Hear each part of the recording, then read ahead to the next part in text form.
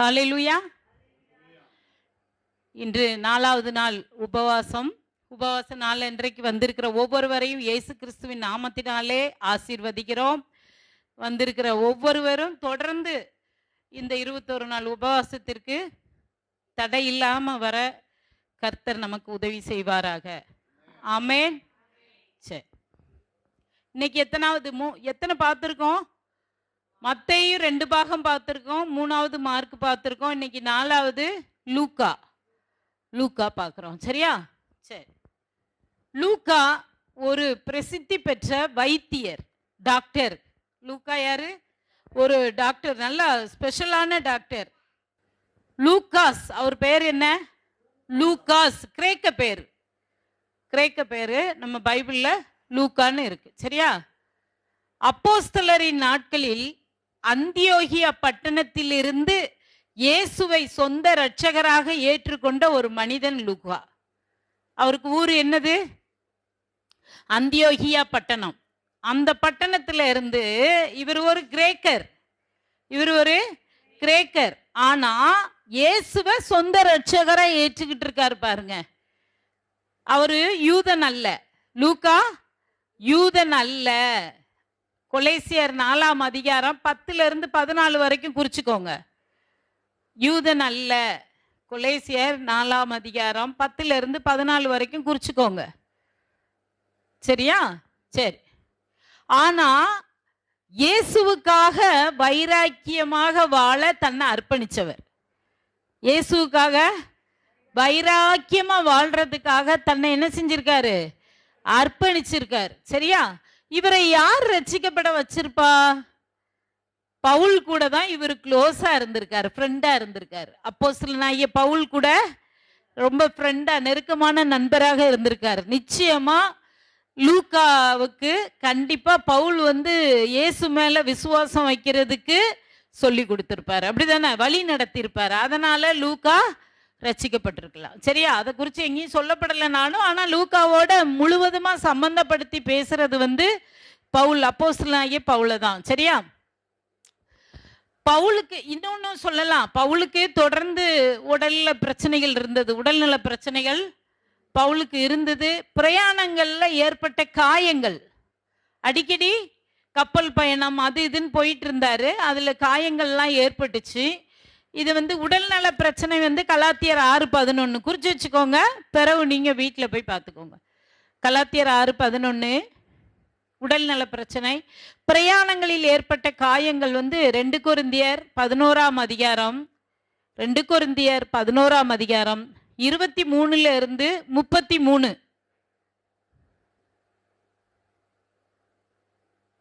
சரியா? கண்டிப்பா லூக்கா இவருக்கு நண்பரா இருந்ததுனால இவருக்கு ஏற்பட்ட அந்த உடல்நல பிரச்சனைக்கும் காயத்துக்கும் ஒரு டாக்டரா இருந்து அவரை நல்லா கவனிச்சிருந்திருப்பார். அப்படித்தானே? ஒரு டாக்டரா கூட இருந்து அப்போஸ்தலனாகிய பவுல நல்லா கவனிச்ச வைத்தியராக, தனிப்பட்ட வைத்தியராக கூட இருந்திருக்கலாம். சரியா? பவுல் கூட மிஷினரியா பல இடங்களுக்கு போயிருக்காரு. அப்போஸ்தலனாகிய பவுல் கூட மிஷினரியா பல இடத்துக்கு போயிருக்காரு. அப்போஸ்தலர் 16:10லிருந்து 17 வரைக்கும் குறிச்சுக்கோங்க. அப்போஸ்தலர் 16ஆம் அதிகாரம் 10லிருந்து 17. ஏன்னா 16:10 நாங்கள் என்ற பதத்தை பயன்படுத்தியிருக்காரு. நான் எழுதல, நாங்கள்னு எழுதியிருக்காரு. அதுல இருந்தே அவர் பவுல தான் அந்த இடத்துல சொல்லியிருக்காரு. நிறைய இடத்துல அவர் சிறைப்பட்டு இருக்கும் போது இவரும் சிறைப்பட்டு இருக்க வாய்ப்புண்டு. ஊழியத்துக்கு 2 பேரா போகும் பொழுது அவரை சிறைப்படுத்தும் பொழுது இவரை என்ன விட்டா வச்சிருந்திருப்பாங்க? இல்லை. ஏன்னா மக்கதோனியா நாட்டிற்கு பவுலும் சீலாவும் ஊழியத்துக்கு போறாங்க, மிஷினரியா ஊழியத்துக்கு. இன்னைக்கு மக்கதோனியா நாடு கிரீஸ்னு சொல்ற நாடு. அப்போ ஊழியத்துக்கு போகும்போது முதல்ல லூக்கா அவர்களோட போறாரு. பவுல் கூடையும் சீலா கூடையும். ஷீலான்னு லேடின்னு நினைக்க கூடாது, ஷீலா அப்படின்னு சொல்லுவாங்க. அவங்க கூட முதல்ல லூக்கா ஊழியத்துக்கு போறாரு. அது போற பாதையில பிலிப்பி பட்டணம் வந்த உடனே அந்த இடத்துல பவுலையும் சீலாவையும் சிறையில் அடைச்சிடுறாங்க. இவர் என்ன பண்ணிடுறாரு? அந்த ஊர்லயே என்ன பண்ணிடுறாரு? இருந்துடுறாரு. பிலிப்பி பட்டணத்துல லூக்கா இருந்துடுறாரு. இருக்க சொல்ல இவங்க பிலிப்பி பட்டணத்துல இவங்களை சிறையில வச்சு அந்த பவுலும் சீலாவும் துதித்தார்கள்னு இருக்குல்ல. அப்ப சிறை கதவுகள் உடையுது. சிறைச்சாலையில் இருந்த காவலன் பார்த்துட்டு எவ்வளவு பெரிய மகிமை உள்ள விஷயம் நடந்திருக்கு, நம்ம திறந்தே விடல, ஆனா அதுவா கதவு திறந்து சிறைச்சாலை உடஞ்சி இவங்க வெளியே வராங்கன்னு பார்த்த உடனே ஆண்டவர் அவர் நம்புறாரு. அந்த இடத்துல நம்பின உடனே அந்த குடும்பமே என்ன செய்து ஆண்டவரை ஏற்றுக்கிட்டு ரட்சிக்கப்படுறாங்க. சரியா? அதுக்கப்புறம் அவங்க கூட லூக்கா அவங்க கூட போகல. இவங்க 2 பேரும் ஊழியத்துக்கு போயிட்டு திரும்பி வரும் பொழுது அவர்களோட லூக்கா என்ன செஞ்சுக்கிறாரு, சேர்ந்துக்கிறாரு. இங்க இருந்து இவங்க போனது அப்போஸ்தலர் 16:40 இருக்கு. இவரை விட்டுட்டு லூக்காவை விட்டுட்டு பவுலும் சீலாவும் போனது அப்போஸ்தலர் 16:40 இருக்கு. அவர்கள் போய்விட்டார்கள்னு இருக்கும். சரியா? லூக்கா பிலிப்பி பட்டணத்திலே இருந்துட்டாரு. மறுபடியும் பவுலும் சீலாவும் திரும்பி வரும் பொழுது அப்போஸ்தலர் 20:6 குறிச்சுக்கோங்க, மீண்டும் சேர்ந்து கொண்டார். 20:6. சரியா? அப்புறமா துரோவா பட்டணத்துல தங்கி இருந்தாங்க. அங்க ஜபம் நடக்கும் பொழுது ஐத்தீகு அப்படிங்கிற ஒரு பையன் என்ன பண்ணிட்டா, ஜபத்தை கேட்டுட்டு இருக்க சொல்ல கீழே விழுந்து செத்துட்டா. அந்த இடத்துல பவுல் செத்து போன அந்த ஐத்தீகுவை என்ன செய்யறாரு, உயிரோட எழுப்புறாரு. அதை லூக்கா கண்ணால நேரடியா பாக்குறாரு. செத்து போன ஒரு மனுஷனை தேவ மனுஷன் இந்த அப்போஸ்தலர் எழுப்புனாருங்கிறத அவரு பாக்குறாரு.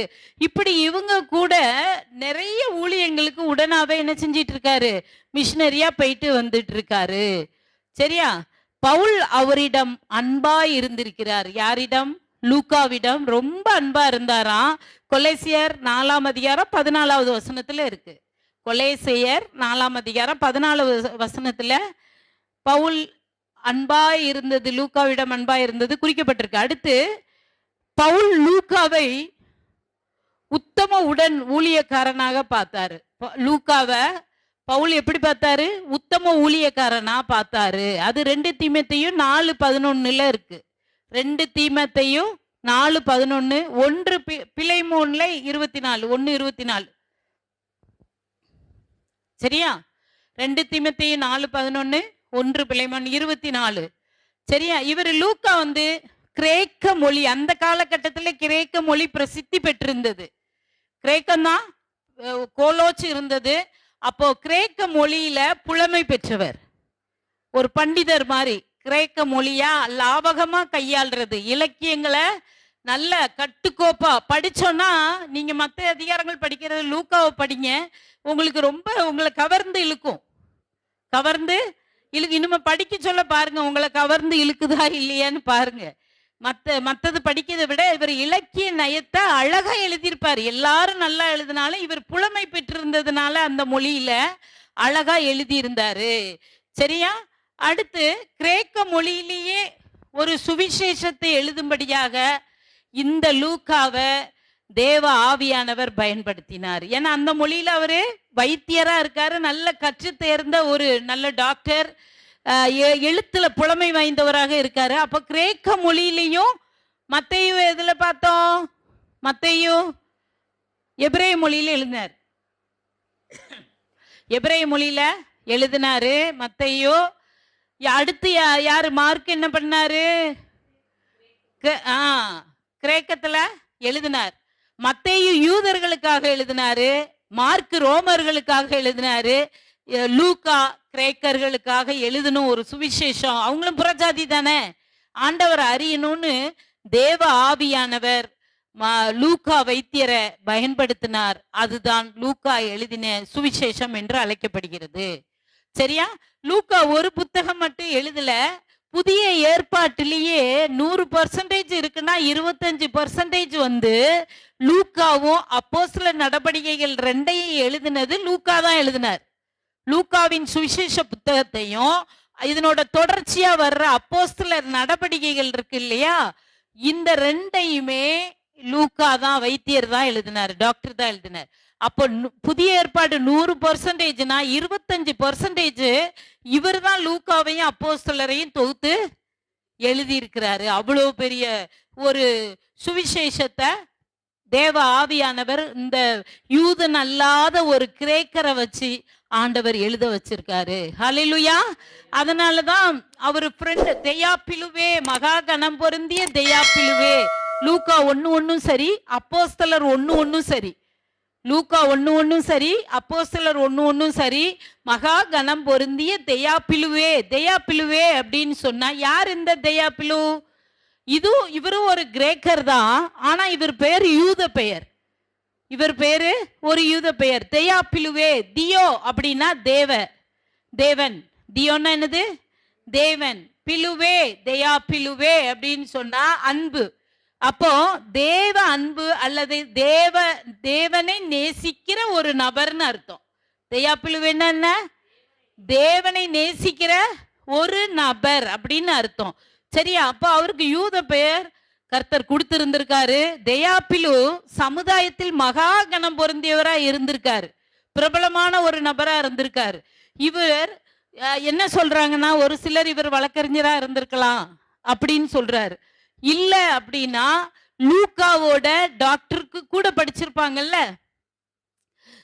அப்போ அந்த டாக்டருக்கு படிச்சா இவரும் ஒரு வைத்தியனா கூட இருந்திருக்கலாம். இவர் நீ லூக்கா சுவிசேஷத்தை எழுதுறதுக்கு, அதாவது இவர் கேட்டிருந்திருக்கலாம் அவர்கிட்ட, நீயும் புத்தகம் எழுதுப்பா, ஆண்டவரை குறிச்சு எழுது, அது அவருக்கும் ஆசீர்வாதமா இருந்திருக்கும், அவர் சார்ந்த சமூகத்துக்கும் ஆசீர்வாதமா இருந்திருக்கும், அந்த புறஜாதிக்கு ஆசீர்வாதமா இருந்திருக்கும். இந்த 2 நூலையும் எழுதும்படி தெயாப்பிலு லூக்காவிடம் கேட்டும் இருக்கலாம். சரியா? எழுதப்பட்ட காலம் கிபி 58 இருந்து 62க்குள்ள லூக்காவையும் அப்போஸ்தலரையும் எழுதியிருக்காரு, நடவடிக்கைகளையும் எழுதியிருக்காரு. கிபி 58 இருந்து 62க்குள்ள. சரியா? அதுக்குள்ள எழுதி முடிச்சிருக்காரு. ஏன்னா இதை குறித்து எதுல இருக்கு வசனம்னா, அப்போஸ்தலர் 28ஆம் அதிகாரம் 16 இருந்து 31. அப்போஸ்தலர் 28ஆம் அதிகாரம் 16 இருந்து 31. ஏன்னா ரோம் நகர் சிறையில பவுல் இருந்திருக்காரு. அப்போ அந்த இருந்த டைம்ல அப்போஸ்தலர் நடவடிக்கைகளை எழுதி முடிக்கிறாரு, தொடங்கி எழுதி முடிக்கிறாரு, லூக்கா எழுதி முடிக்கிறாரு. சரியா?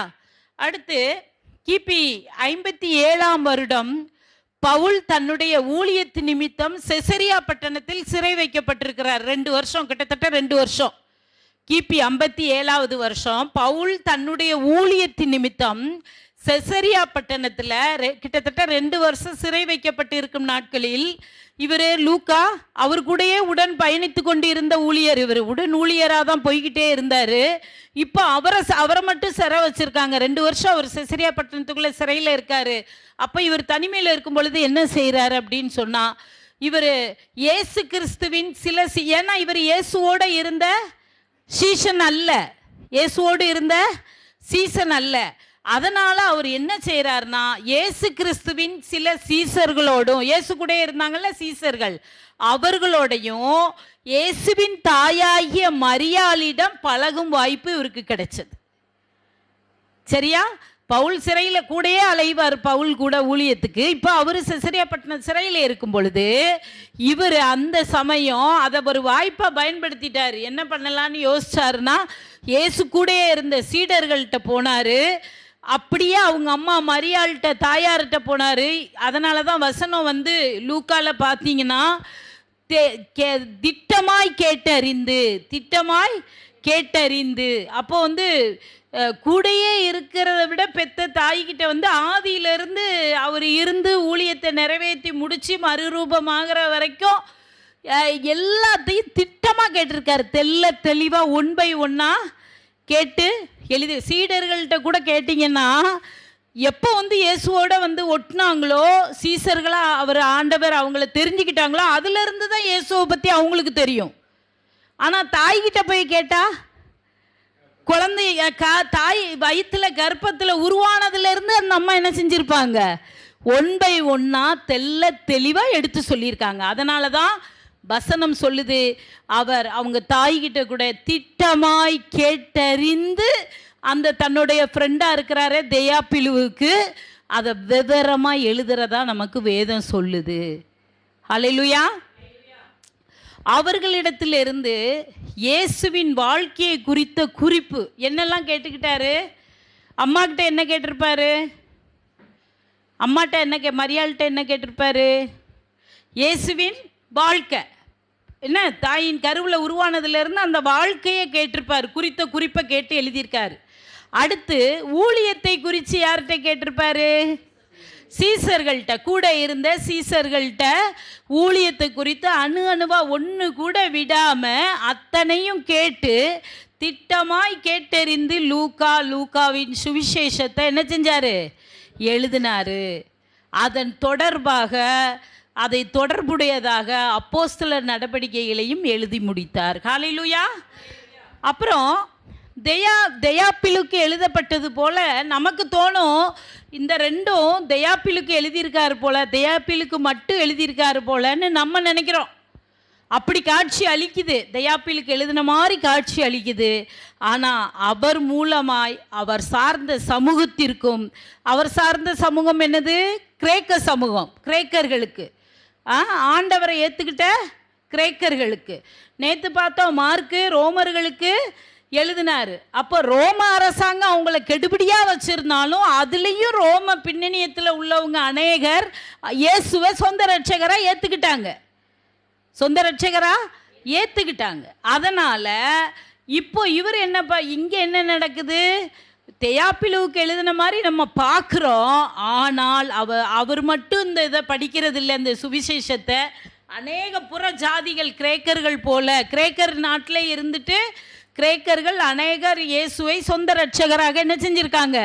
ஏற்றுக்கிட்டு இருக்காங்க. புதுசாக வந்தவங்களுக்கு வாயினால் சொல்கிறது அவ்வளோ உற்சாகத்தை கொடுக்காது. அதனால் ஒரு சுவிசேஷம் எழுதி இப்போ நம்மளுக்கு வேதத்தை கையில் கொடுத்துருக்கிறதுனால நான் உங்களுக்கு என்ன தான் சொன்னாலும் அதில் இருந்து நீங்கள் படிக்கும் பொழுது உங்களுக்கும் ஆவியானவர் உணர்த்துவார். அப்பொழுது உங்களுக்கு ஒரு சந்தோஷம் கிடைக்குதா இல்லையா? மனசுக்குள்ளே ஆண்டவர் உங்கள் கூட பேசுகிறத நீங்கள் அறியறீங்களா இல்லையா? பேசுவார். எவ்வளோக்கு எவ்வளோ நீங்கள் அவர் பாதத்தில் போய் உட்காந்து அவரை தேடணும்னு தாகத்தோடு இருக்கிறீங்களோ, அவர் உங்களுடனே, அவர் வார்த்தையாக இருக்கிறவர், வார்த்தையாக பேசுவார். ஹல்லேலூயா. அப்படித்தான் இங்கே இந்த புறஜாதி, யூதர் அல்லாத மற்ற புறஜாதியர்களுக்கும் ஆண்டவர் இவரை கொண்டு நல்ல விசேஷத்தை எழுதி கொடுத்திருக்கிறார். இன்று அநேக ஜனங்கள், கோடி ஜனங்கள் படித்து கொண்டு இருக்கிறார்கள். ஹல்லேலூயா. ஆசீர்வாதத்தையும் பெற்றுக்கொண்டு இருக்கிறார்கள். ஆண்டவர் அவர்களுக்கு செய்ததை நமக்கு செய்ய மாட்டாரா என்று படித்து கொண்டே இருக்கிறார்கள்.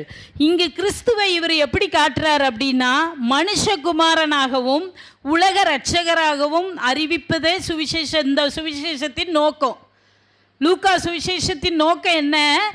இயேசு கிறிஸ்துவை மனுஷகுமாரனாகவும் உலக இரட்சகராகவும் அறிவிப்பதே. அவர் மனுஷகுமாரனாக வந்தார் இல்லையா? அவர் தான் மனுஷகுமாரனாக வந்து நம்ம பாவத்தை அவர் சுமந்து அந்த ஆக்கினையின் பொருட்டாக அவர் சிலுவை சுமந்து மரித்து உயிர் தெழும் பொழுது நம்மளை என்ன செஞ்சிட்டாரு? மீட்டுட்டார். அந்த பாவத்தில் இருந்து அவர் ரத்தத்தை சிந்தி என்ன செஞ்சிட்டாரு? என்னை மீட்டு கொண்டார். அப்போ அவர் ரட்சகர் தானே. என்னை மீட்டவர் யாரு? ரட்சகர். எனக்கு மட்டுமா? அந்த உலகத்துக்குமே. அவர் மனுஷகுமாரனாக வந்தது எதற்காக? நம்மை ரட்சிப்பதற்காக. நம்மை மட்டும் இல்லை, இந்த உலகத்தையே ரட்சிப்பதற்காக. உலகத்தின் மைய பகுதியான ஜெருசலேமில் அவருடைய இரத்தம் பூமி எங்கும் சிதறியது. ஹல்லேலூயா. அந்த இரத்தம் நம்ம மேலே, எல்லார் மேலேயும் தெளிக்கப்பட்டு இன்னைக்கு ரட்சிப்பின் சந்தோஷத்தை பெற்றுக்கிட்டு இருக்கோம், ரட்சிப்பின் பயனை பெற்றுக்கொண்டு இருக்கிறோம். ஹல்லேலூயா. லூக்கா தன்னுடைய சுவிசேஷத்தில் ரட்சிப்பின் பயன் என்ன என்று நமக்கு சொல்லி தந்து கொண்டு இருக்கிறார். ஹல்லேலூயா. அடுத்து எப்படி பிலேமோன் 1:24 பிலேமோன் 1:24 பவுல் வந்து லூக்காவை எப்படி வெளிப்படுத்துகிறார்னா, உடன் ஊழியக்காரனாக வெளிப்படுத்துகிறார். உடன் ஊழியக்காரனாக வெளிப்படுத்துகிறார். கொலேசியர் 4:14 பிரியமான வைத்தியன் அப்படின்னு சொல்லி லூக்காவை பற்றி எழுதியிருக்கிறார். 2 தீமோத்தேயு 4:11 லூக்கா மட்டுமே தன்னுடன் இருப்பதாக பவுல் எழுதுகிறார். லூக்கா மட்டுமே தன்னுடன் இருப்பதாக பவுல் எழுதுகிறார். அப்போ பவுலை குறித்து இந்த 3 இடத்துல என்ன செஞ்சிருக்காரு? லூக்கா பவுல் எழுதி இருக்கிறார். லூக்கா தன்னுடைய இருந்த ஒரு ஊழியக்காரன் சொல்லி என்ன செய்கிறாரு? வெளிப்படுத்துகிறாரு. சரியா?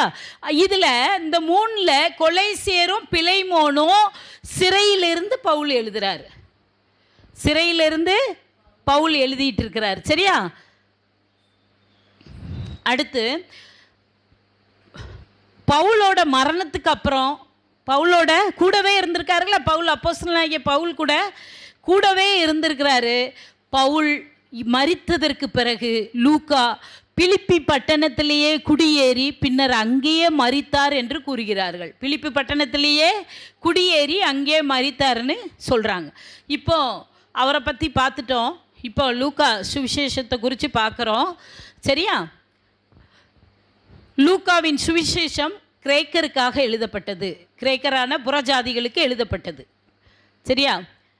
இயேசு மனுஷகுமாரனாக சித்தரிக்கப்படுகிறார். இயேசு மனுஷகுமாரனாக சித்தரிக்கப்படுகிறார்.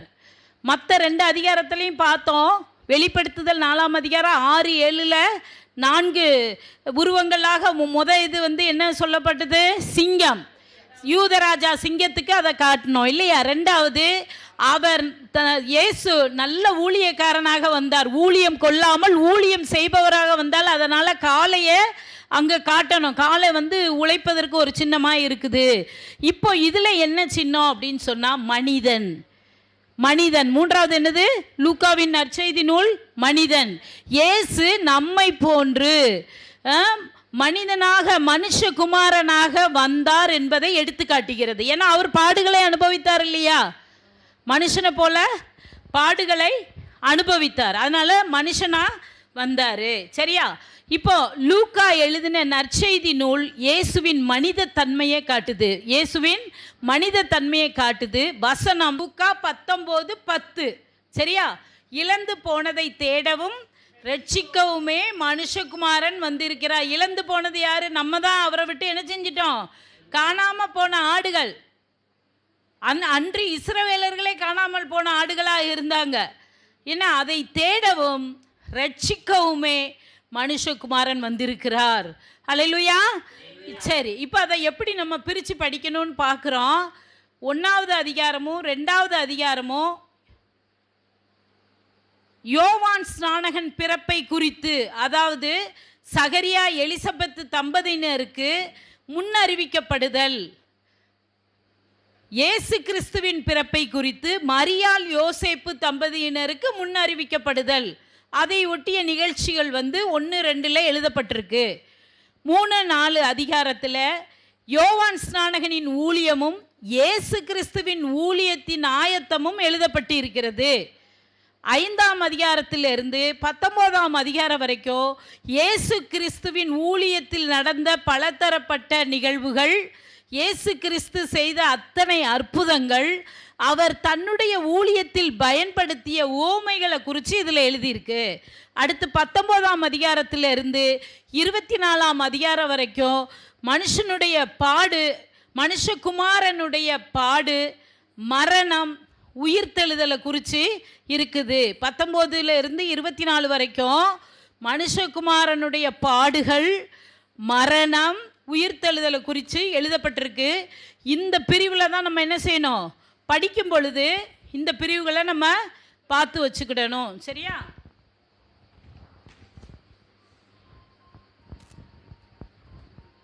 இப்போ நம்ம என்ன பார்க்க போகிறோம் அப்படின்னு சொன்னால், லூக்காவில் மட்டுமே எழுதப்பட்ட இயேசு கிறிஸ்து செய்த அற்புதமும் ஊமைகளையும் குறித்து பார்க்க போகிறோம். லூக்காவில் மட்டும், மற்ற சுவிசேஷத்தில் எழுதப்படலை. மற்ற சுவிசேஷத்தில் எழுதப்படலை. இங்கே எழுதப்பட்ட இயேசு கிறிஸ்து செய்த அற்புதமும் ஓமைகளும் என்ன அதை மட்டும் இப்போ பார்க்குறோம். சரியா? 1 கெட்ட குமாரன் கதை, கெட்ட குமாரன். 2வது காணாமல் போன வெள்ளிக்காசு,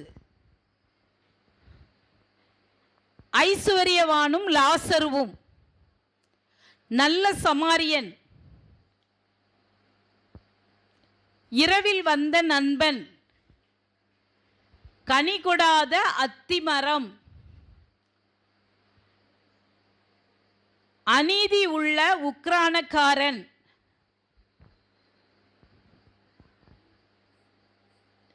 திருப்பி சொல்றேன். கெட்ட குமாரன், காணாமல் போன வெள்ளிக்காசு, ஐஸ்வர்யவானும் லாசருவும், நல்ல சமாரியன், இரவில் வந்த நண்பன், கனிகொடாத அத்திமரம், அநீதி உள்ள உக்ரானக்காரன், முட்டாளாகிய ஐஸ்வர்யவான், ஆயக்காரனும், முட்டாளாகிய இல்லை மூடனாகிய ஆயக்காரனும் பரிசேயனும் போன்ற ஓமைகள். சரி, இதெல்லாம் ஓமைகள். இது லூக்கால மட்டும்தான் எழுதப்பட்டிருக்கு, மற்ற சுவிசேஷங்களில் சொல்லப்படலை. சரியா? சரி, அடுத்து நாயின் ஊர் விதவைக்கு இயேசு செய்த அற்புதம். நாயின் ஊர் விதவைக்கு இயேசு செய்த அற்புதம். உங்கள் மகன் இறந்து போயிட்டான், பாடையில் கொண்டு போவாங்க, ஆண்டவர் அவனை உயிர்த்தலை வைப்பார் இல்லையா? அடுத்து பேதுரு கூட இருந்த அவங்க மீன் பிடிக்கிறவங்களாம் நைட்டு முழுவதும் பிரயாசப்பட்டு ஒரு மீன் கூட அவங்களுக்கு கிடைக்கல, சோர்ந்து போய் இருந்தாங்க. அப்போ இயேசு கிறிஸ்து அவங்களுக்கு செய்த அற்புதம். அடுத்து ஓய்வு நாளிலே இயேசு ஒரு மனிதனை சுகமாக்கினார் இல்லையா? அந்த அற்புதம். அடுத்து 10 குஷ்டரோகியை சுகமாக்கினார், அந்த அற்புதம். அடுத்து முடமான பெண்ணை சுகமாக்கினார், அந்த அற்புதம். இந்த அற்புதங்கள் லூக்கால மட்டும் எழுதப்பட்டிருக்கு, மற்ற எதுலேயும் எழுதலை. அதனால தான் நான் உங்கள்கிட்ட சொன்னேன், லூக்கா படிக்கும் பொழுது நம்மளை கவர்ந்து இழுக்கும். இதெல்லாம் படிக்கும் பொழுது நமக்கு ஒரு கதைகள் நல்லா சொல்லி ஆண்டவர் நமக்கு புரிய வைப்பார். ஒன்றுலையும் தேவனுடைய ராஜ்யத்தை குறித்து தான் நமக்கு ஆண்டவர் எழுதிக்கிட்டு இருக்காரு ஒவ்வொரு விஷயத்துலையும். இப்போ கெட்டகுமாரன் எடுத்துக்கிட்டா என்னாச்சு? நம்மளையும் அப்படிதான் தேவன் எதிர்பார்க்கிறார். பாவம் செஞ்சிட்டியா, நான் உன்னை விடலை. அவங்க அப்பா எப்படி அவனை பன்னிக்கூடத்தில் கிடக்கிற தகுடு கூட அவனுக்கு கிடைக்காம அப்பாட்ட ஓடி வந்தான், எங்கள் அப்பாட்ட வந்தால் தருவார், நான் பாவம் செஞ்சேன்னான்ட்டு நம்பி வந்தான். அதே போல் தேவன் நம்ம எப்படி பாவம் செஞ்சு போனால் கூட மனம் திரும்பி வந்துடணும். திருப்பி அந்த பாவத்தை செய்கிறவர்களாக இருக்கக்கூடாது, பாவத்தை செய்கிறவர்களாக இருக்கக்கூடாது. காணாமல் போன வெள்ளிக்காசு எடுத்துட்டோன்னா எவ்வளோ சந்தோஷப்பட்டு மற்றவங்களுக்கு போய் நம்ம சொல்லுவோம் கிடச்சிருச்சுன்னு. இப்படி ஒன்றும் தேவனுடைய ராஜ்யத்தை நமக்கு சொல்லி கொடுக்குற, ஏன்னா பலவந்தமாக தான் அதை பிடிக்கணும். சரியா? அதை குறித்து நமக்கு ஒன்றுலையும் சொல்லி கொடுத்துருக்கிறார். அடுத்து சக்கையு என்னும் மாயக்காரர்களுக்கு தலைவன் ரட்சிக்கப்படுதல். குள்ளமான ஒரு சக்கையு இருந்தார்ல, அவர் ஆயக்காரர்களுக்கு வரி வசூலிப்பவர்களுக்கெல்லாம் அவர் ஒரு தலைவர் மாதிரி இருந்தவர். ஆண்டவர் அவரை தேடி அந்த மரத்து மேலே அந்த சக்கையுவே கீழே இறங்கி வா அப்படின்னு சொன்னோன்னே அவரோட போஜனம் பண்ணும்பொழுது தன்னிடம் இருந்ததெல்லாம் எவ்வளோ சேர்த்து வச்சாரோ மற்றவங்களுக்கு கொடுத்தார். அவரும் மற்ற அதிகாரங்களில் பாருங்கள், வரி வசூலிக்கிறவங்கள பாவின்னு சொல்லியிருக்கும். மத்தையில் பார்த்தோம் தானே. இங்கே ஆண்டவர் 3ஆம் அதிகாரம், 5ஆம் அதிகாரம், 7ஆம் அதிகாரம், இப்படி நிறைய கடைசி வரைக்கும் பார்த்தீங்கன்னா ஆயக்காரர்களை இங்கே பாவின்னு சொல்லியிருக்க லூக்கா எழுதுனதில் இருக்காது. அதுக்கு அடையாளமாக தான் ஆயக்காரர்களின் தலைவனாக சக்கையவே ஆண்டவர் என்ன செஞ்சிருக்காரு, அந்த பாவிங்கிற மாதிரி பணம் வசூலிச்சுட்டு இருந்ததெல்லாம் கொடுக்க வச்சு தனக்குள்ளே என்ன செஞ்சுக்கிட்டாரு, கூப்பிட்டுக்கிட்டாரு, ரட்சிக்கப்பட வச்சார். சக்கைவை ரட்சிக்கப்பட வச்சாரு. இயேசுவுக்கு 2 பக்கமும் சிலுவையில் இருந்த கல்லர்கள் இருக்காங்கல்ல, அவங்க கூட ஆண்டவர் பேசினாரா இல்லையா? அந்த விஷயமும் லூக்கால மட்டும்தான் இருக்கு. சரியா? அடுத்து எம்மா ஊருங்கிற ஒரு ஊருக்கு 2 சீஷர்கள் போய்கிட்டு இருப்பாங்க. கூடவே இயேசு என்ன செய்வார், கூடவே போவார். யாருன்னு தெரியாது, கடைசியில் தன்னை சீஷர்களுக்கு காட்டுவார். அதே போல் இன்னைக்கு யாருன்னு தெரியாமலே நம்ம கூட ஒருத்தர் வந்துக்கிட்டு தான் இருக்கிறாரு. தெரியாமலே நம்மளும் போய்கிட்டே இருக்கிறோம். ஒரு நாள் அவர் நான் தான் இயேசுன்னு சொல்லி நமக்கு காட்டுவார். ஹல்லேலூயா! அந்த எம்மாவூர் சீசர்களோடு பேசிக்கிட்டு வந்தாரே, அவர் நம்ம கூட இன்னைக்கு பேசிக்கிட்டு தான் இருக்கிறாரு. ஆனால் பக்கத்தில் இயேசுதானாங்கிறது தெரியல. இயேசுவோட சத்தத்தை கேட்கறதுக்கு பதிலாக மொபைலை கையில் வச்சுக்கிட்டு பிசாசோட சத்தத்தை கேட்டுக்கிட்டு இருக்கோம். நீங்கள் பார்க்கும் பொழுதெல்லாம் இயேசு பேசுவார், இது வேண்டாம் உனக்கு எடுத்து வை. 1 கொரிந்தியர் 10:31 நமக்கு எல்லாம் சொல்லி கொடுத்தது. புசிப்பு குடிப்பு எதை செய்ததா இருந்தாலும் தேவனுக்கென்று செய்யுங்கன்னு இருக்கு. நம்ம மொபைலை கையில் வச்சுக்கிட்டு அது பேசுகிறத கேட்டுக்கிட்டு இருக்கோம். தேவனுடைய சத்தத்தை என்ன செய்ய முடியல, கேட்க முடியல. அவர் நம்ம கூடவே தாங்க பயணிச்சுக்கிட்டு இருக்காரு. ஹல்லேலூயா. இது லூக்கா 9ஆம் அதிகாரம். இவையெல்லாம் இப்போ பேசினமே, இவையெல்லாம் லூக்கா 9ஆம் அதிகாரம் 51வது வசனத்திலிருந்து 19ஆம் அதிகாரம் 27வது வசனம் வரை நம்மளை அப்படியே கவர்ந்து இழுக்கிற கதைகளும் உவமைகளையும் இயேசு நமக்காக போதிச்சிருக்கிறார். ஹல்லேலூயா. இது லூக்கா சுவிசேஷத்தில் மட்டும்தான் இருக்கு. சரியா? தேவன் கற்றுத்தேர்ந்த வைத்தியனான லூக்காவையும் தன்னுடைய சுவிசேஷத்தை புறஜாதியரான கிரேக்கர்களுக்கு கொண்டு செல்ல பயன்படுத்தினார். ஹல்லேலூயா. இவர் கற்று தேர்ந்தவர். அவரையும் ஆண்டவர் எடுத்து என்ன செஞ்சிருக்காரு? அவங்களோட சமூகத்திற்கு கொடுக்கறதற்கு அவரை வச்சே இலக்கியத்தில் புலமை வாய்ந்த, கிரேக்கத்தில் புலமை வாய்ந்த, நல்ல எழுதக்கூடிய, நல்ல படித்த அந்த டாக்டரை என்ன பண்ணியிருக்காரு? ஏசப்பா தேவ ஆவியானவர் என்ன செஞ்சிருக்காரு? பயன்படுத்தி இருக்கிறாரு. ஏன் இவர் இயேசு கிறிஸ்துவோட பயணிக்கல, இயேசு கிறிஸ்துவை சந்திக்கல, யூதன் அல்லாத ஒரு புறஜாதியாக இருந்தாலும் இயேசு கிறிஸ்துவின் வாழ்க்கையை குறித்தும் ஊழியத்தை குறித்தும் தெளிவாக மற்றவர்களை விட சுவிசேஷத்தில் நமக்கு படம் பிடித்து காட்டுகிறார் இந்த லூக்கா எழுதின சுவிசேஷத்தில். ஹல்லேலூயா. இதனால் எத்தனை கோடி ஜனங்கள் ஆசீர்வதிக்கப்படுகிறார்கள். நம்மளும் இன்று ஆசீர்வதிக்கப்பட்டு கொண்டு இருக்கிறோம். ஹல்லேலூயா. நாளைக்கு என்ன பார்க்க போகிறோம்? லூக்காவுக்கு அடுத்து யோவான் சுவிசேஷம் நாளைக்கு 5வது நாள் உபவாசத்தில் பார்க்க போகிறோம். ஹல்லேலூயா.